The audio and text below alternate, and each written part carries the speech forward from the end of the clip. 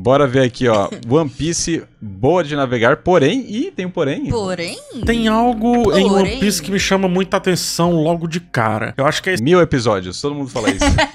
Sim. esse exagero estético que parece funcionar em pouquíssimos exemplos de adaptações de animes pro cinema ou, no caso aqui, pra TV. One Piece não tem vergonha do material base, não tem nenhuma vergonha. Pelo contrário. Isso é uma das coisas que eu falei. O One Piece, ele é One Piece, ele não tem medo de ser One Piece, né? Ele adapta, mas ele é One Piece.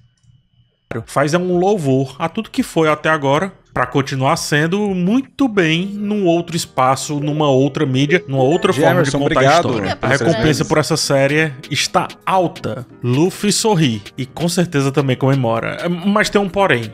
Eu chego lá. A edição é boa, hein? Vou pegar. Massa. Um jovem pirata sonha em formar uma tripulação, navegar todos os mares e ir em uma busca arriscada pelo tesouro lendário One Piece. Essa é a adaptação live action da Netflix. Boa noite, pessoal. Kuma Nuvem, obrigado pelos 15 meses. Ao mangá mais vendido da história do Japão e um dos animes mais famosos de todos os tempos. A série é adaptada por Steven Maeda e Matt Owens, com um elenco novato, mas muito bem escolhido em estética e em essência. Tá aí, a adaptação faz um ótimo trabalho em capturar o que o anime e o mangá tem de especial. É essa sensação de grandeza, essa sensação de alguma maneira sempre super-heróica, de que o personagem principal é realmente incrível e sem limites, sobre vários pontos de vista, sobre várias... Sem limites, hein? Oda gênio, Oda gênio. aspectos. A fotografia, inclusive, faz com que pareça que os braços de Ruffy realmente estiquem. E isso nem sempre precisou, nesse caso aqui, de efeitos especiais. E sim de uma lente macro, de muita criatividade, fazendo com que esse Ruffy realmente pareça infinito. Fora também o ator, né? O Iñaki Godoy, que é a reencarnação do personagem. É impressionante. Tanto em aparência, né? A abordagem estética, como também com relação à sua energia e esse carisma do líder dos Chapéus de Palha. E ainda sobre fotografia, todo o tempo o eixo tá torto porque é como se a gente estivesse no mar, mesmo quando os personagens estão em terra. Cada episódio faz a história avançar rapidamente, ainda que pare um pouco ali pra contar o momento da vez, né, pra fazer esse momento prevalecer. Todo final de subarco, subtrama, marca um grande salto para que esse grupo de desajustados se veja como uma coisa só. One Piece não aposta na narrativa cíclica, na terrível narrativa cíclica de várias séries da Netflix e de vários animes também, diga-se de passagem. Essa narrativa cíclica cuja história simplesmente não avança e fica cozinhando a gente, fica cozinhando o espectador. One Piece tem a mesma pressa que o Luffy tem de se tornar o rei dos piratas. Graças a Deus que ele não assistiu o anime. Ele nunca assistiu o anime. Amém, Senhor. Obrigado. Muito bom ver pessoas que não viram. É que ele tá falando da série, né, gente? É a série. É do a anime, série. não. Né? Mal sabe o PH. Continua na série. Continua na série. Beleza, você está bem como também não se atrapalha nesse caminho. Forma o seu bando. Mas foi o que a gente falou aqui. O roteiro é muito bem feito, cara. Sim. Muito bem, sabe, costurado. O roteiro da série ficou legal. O ritmo ficou muito bom, sabe? Episódio a episódio e da minutagem precisa para cada personagem. Quem entra com nada ou muito pouco de material base de One Piece, eu acho que sai pronto para conseguir começar a falar sobre cada arquétipo de cada um dos protagonistas, ou seja, aqueles personagens que estão ali no âmbito principal, inclusive também alguns antagonistas. Por mais que nesse ponto específico, eu acho que daria para gastar um pouco mais de tempo. Os flashbacks têm um papel muito importante, sobretudo por serem diferentes dos que a gente vê em situações parecidas, né, adaptações parecidas. Em vez de apenas preencher lacunas da história principal, mais uma vez cozinhando a gente, aqui não. Aqui eles são fundamentais pra gente entender o momento de cada personagem no tempo presente da história principal. Por exemplo, o Zoro é um personagem mais calado, mais reservado, mais raivoso, mas depois de vermos o seu flashback, de onde vem esses sentimentos, fica... É porque isso não é normal, né? Os flashbacks isso não é normal em nenhuma obra, né, mano? Nenhuma obra. O Oda, que ele realmente faz uns flashbacks muito bom. É, ele consegue, tanto que a gente fica torcendo pra vir em flashback. Jonathan, obrigado pelos 16 meses. Obrigada. É impossível não querer encaixar as personalidades dos demais personagens. Mas é da hora, né? Que ele notou o bagulho do flashback sem ter visto o anime, né? Massa, né?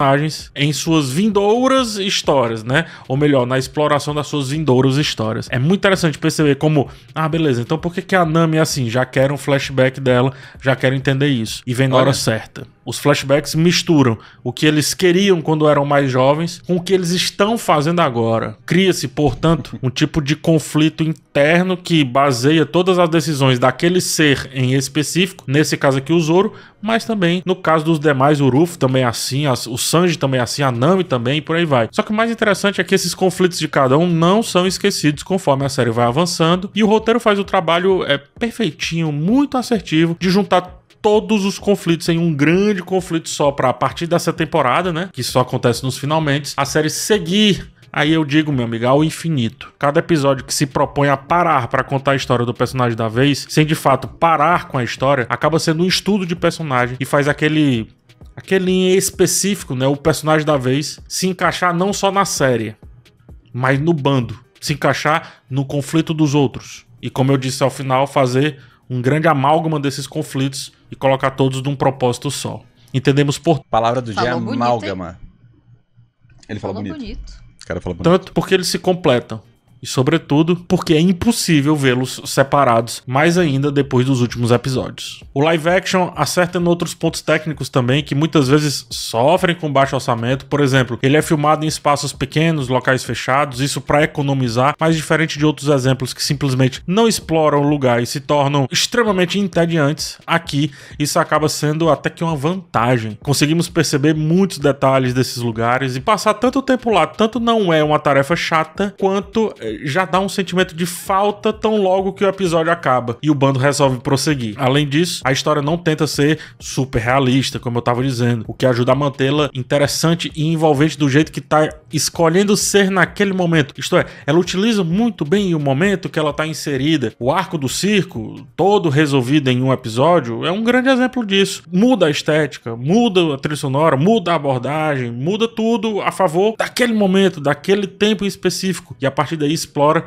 cada pedacinho. A cada cena, a gente descobre o modus operandi do vilão, do antagonista, enfim, mas também de situações geradas a partir dessa vilania, como, por exemplo, nesse caso do circo, a plateia, a cidade amordaçada, a ideia do vilão que quer a atenção acima de tudo e por aí vai. A mesma coisa aplicamos quando a gente conhece lá o cozinheiro, né, o Sanji. Enfim, são vários os exemplos desse local. O tom foi certo? O tom foi atingido? Eu acho que foi, gente. O tom tá certo. Gente, peraí. Pronto, vocês estão aparecendo agora. O que a série fica e diz, tá, daqui eu vou conseguir tirar o máximo possível. E consegue, muitas vezes. Acho que só um arco em específico eu acho bastante repetitivo e não sai do lugar comum, que é da Marinha. Né? O avô e etc, o amigo, hora amigo. Pô, eu gostei, velho. Cara, então, tá aí uma coisa. Eu não sei se eu gostei, porque é um bagulho que a gente não tem no anime. E eu gostei de ver a mais. Não, eu gostei porque eu gostei mesmo. Não, eu gostei também. Eu achei que ficou bem executado ali, porque é uma parte que, tipo, não tem, não porque, é muito abordada no anime. A gente sabe que o Kobe é o futuro da Marinha, né? Entender por que ele é o futuro da Marinha, pra mim, foi muito legal. Sabe? Eu acho, talvez, porque o...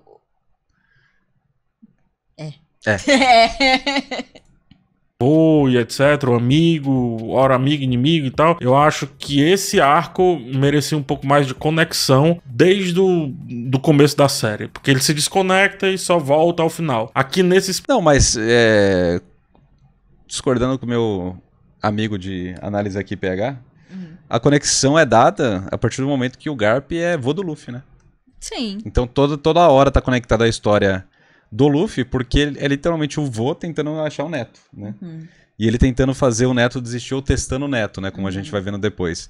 E aí, em paralelo a isso, ele encontra um novo neto no Kobe. Ele vê o Kobe como o neto que ele sempre quis ter e não teve. E ele quer, né? Então, tipo, pra mim é isso. Específico, eu acho que a série não consegue explorar muito bem todos os espaços. A música amplifica demais as emoções em tela. Naturalmente, música de pirata já é empolgante. Mas aqui ela... Trilha sonora... A trilha sonora da série ficou boa, né? Muito boa. Tá maluco. Muito bom. As nossas emoções e empurra a gente pra uma aventura que tá sempre avançando. Sempre pra frente. Quando as coisas vão ficando mais calmas, a trilha vem e nos joga, nos arremessa. É como se a música por muito tempo sussurrasse os medos e os anseios do Ruffy, da sua tripulação também, ficasse aqui no nosso ouvido falando, e do nada, como quem sabe a hora de correr, de gritar, de nos puxar, ela faz. Sobe o tema, de novo, não se esconde do tema clássico, traz uma certa epopeia, um certo tom épico, e é isso, meu amigo, não tem mais o que fazer. Abre essa vela aí e vamos embora. Muitas vezes a caricatura que a série constrói e esse universo que ela desenha me remetia ao filme A Fantástica Fábrica de Chocolates, e também como ela usa a trilha. Só que, ao final, a cor, a saturação ao ar livre é o que mais me trouxe esse sentimento. A cor é usada de forma brilhante. Faz sentido. A Fantástica Fábrica de Chocolate, quando entra dentro da fábrica, é tudo maluco, né? Tem os Umpa-Lumpa, tem as cores vibrantes, cabelo colorido, umas maluquice também. Legal, cara, eu nunca ia pensar nisso. Não, mas tipo, os bagulho dos Upa-Lupa? Upa-Lupa? Eu não lembro o nome. Upa-Lupa. Eles lembram muito os Tontatas. Depois. Não, Tontata? Mais pra frente, não. No anime. Não, lembra muito... A estética lembra muito os bagulho da Big Mom lá. Também. Que é bem... brilhante no sentido de brilho mesmo, de saturação, especialmente no último episódio, quando ajuda a trazer vida e intensidade àquele cenário. Isso, junto com os monólogos de Ruffy, torna impossível não terminar pra cima, não se emocionar em momentos-chave da história. Cor, vivacidade, brilhantismo, tudo isso combina perfeitamente com a empolgação do nosso protagonista, com a essência, com o que de fato é o Ruffy. E tudo isso transborda para a estética, porque o Ruffy é esse cara. Ele é força motriz o tempo inteiro. Ele diz o que devemos pensar sobre a aventura da vez do jeito mais óbvio possível. A gente precisa nos sentir vingativos? Ele pede. A gente precisa nos empolgar? Ele grita. A gente precisa se apegar ao time que está sendo formado? Ele dá o monólogo de que viver aquilo dali precisa também ser visto por nós como a gente vivendo. Ele falta falar pra tela, ele falta quebrar a quarta parede. O Ruffy, inclusive, muito interessante isso também, é arquétipo e desconstrução do arquétipo ao mesmo tempo. É o herói cuja capa, nesse caso o mar, é também a sua kriptonita. Ruffy é um personagem que cativa desde com essa comparação. Luffy herói. Galera, os fãs de One Piece surtando nesse momento. Começo, desde as primeiras cenas. Ele é cheio de energia, mas também tem um tipo de sabedoria simples que o torna irresistível. É esse equilíbrio que faz dele um personagem tão forte que, assim como todos os outros elementos, sempre tá movendo essa história adiante. Sempre. Se Ruffy movimenta, Nami traz profundidade. Os temas que mais conseguem ser bem explorados descendem diretamente dela. Não à toa, é sua problemática que guia o ato final da temporada. Ela é o peso conflituoso para um jovem que não aceita que a verdade que ele viu é uma mentira. Não aceita que a sua teimosia quase tola, quase inocente, seja desperdiçada em decisões que não fazem sentido com as ações mais íntimas daquela nova amizade que ele estava... Cara, tem uma cena que é muito legal, que é... O Luffy, ele olha e fala assim, eu perderia meus membros por causa do Zoro, pro Zoro voltar a ficar vivo. Sim. Eu daria os meus braços, minhas pernas pra ele voltar a ficar vivo. Ele fala. Ele é muito foda, cara, muito bonitinho, assim. Quando fala do Zef, né, a história do Zef, ele fala, pelo Zoro eu faria isso. Uhum. Muito foda, cara. Fazendo tudo isso dito, um porém. Ainda que o subarco aí proposto por Nami traga aprofundamento em temas cruciais para vermos finalmente esse time se unir em torno de um propósito, a série... Mas também é muito forte que ele fala assim, cara, eu faria tudo por alguém da tripulação, menos atrapalhar a pessoa com o sonho dela. Isso eu não posso fazer. Ele deixa os Zoro se matar.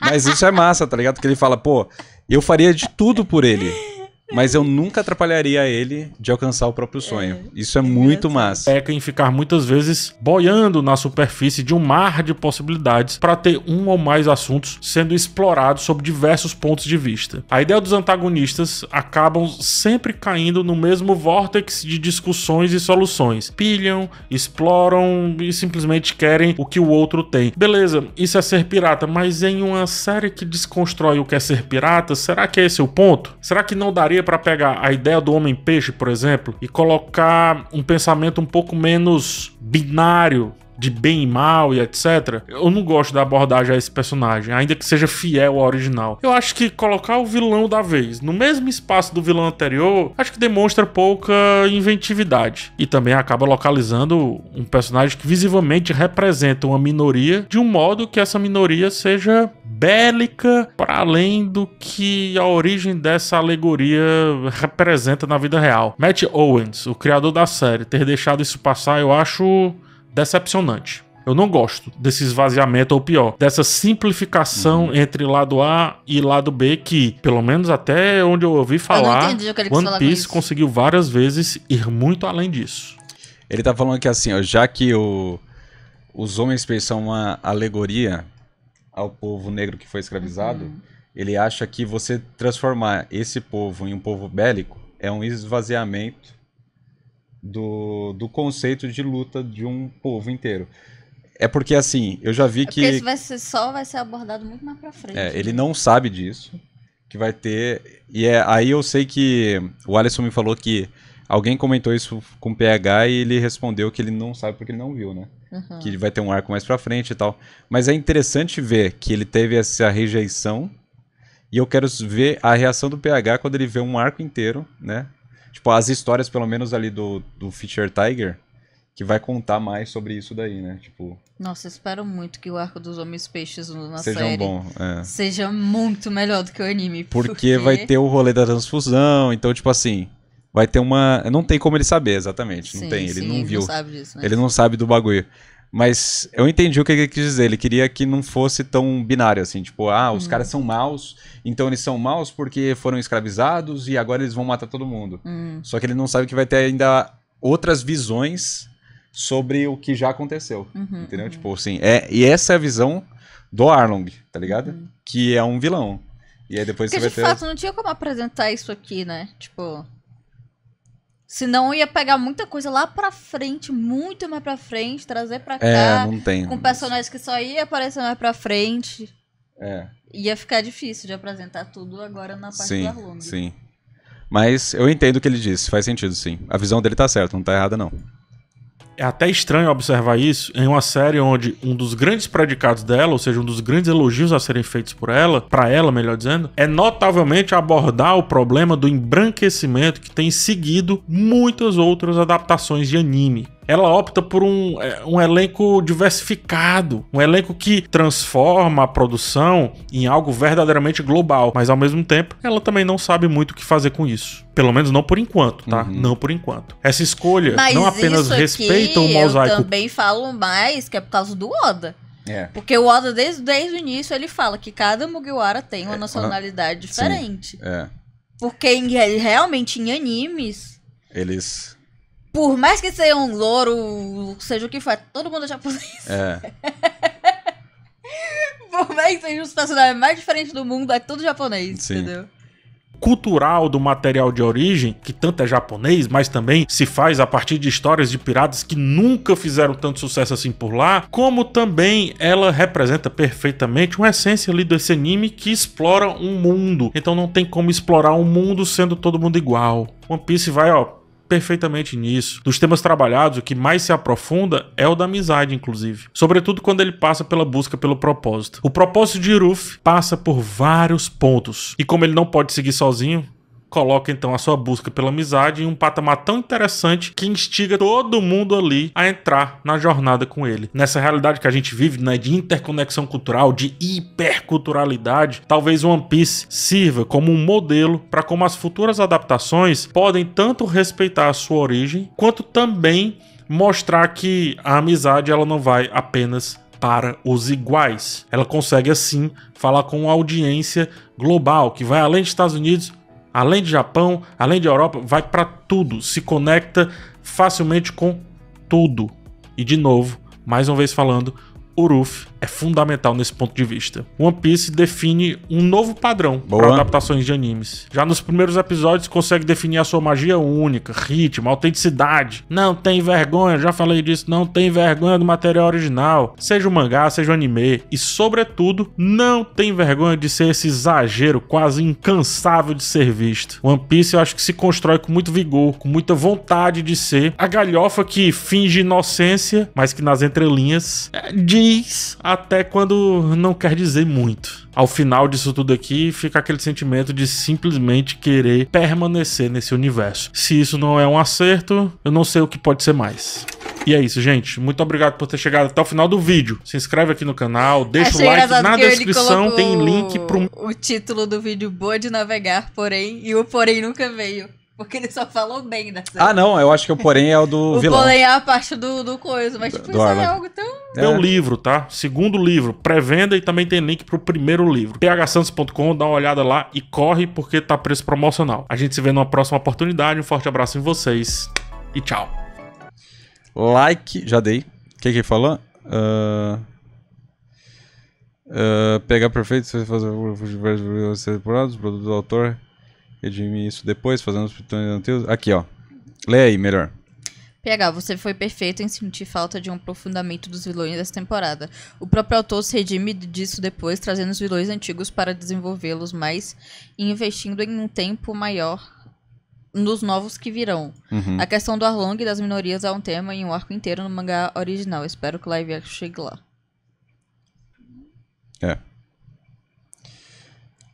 Aqui, ó, sobre a questão dos homens peixes.